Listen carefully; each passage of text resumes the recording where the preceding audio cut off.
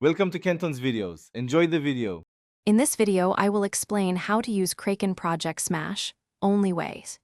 Begin by powering on your unit and confirming steady LED status, then connect via USB and open the companion software.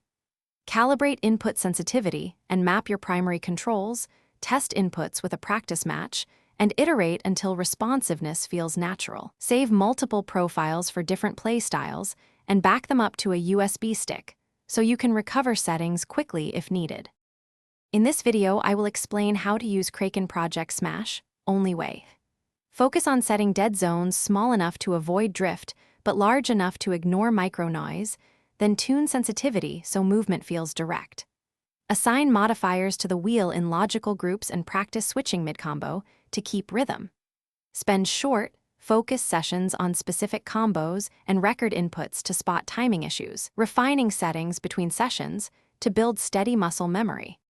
In this video, I will explain how to use Kraken Project Smash, only way. Quick recommendation: make meal prep easier with leak-proof containers that lock tight and stack neatly for tournament days or long practice sessions. They keep sauces sealed and fit into most bags, so you waste less time and focus more on training. If you want one, check the description for the link and other deals, and if this video helps, please subscribe and like. Now let's get back to the video. In this video, I will explain how to use Kraken Project Smash, only way. Explore macro chains for repetitive sequences to reduce fatigue while keeping manual timing for critical hits.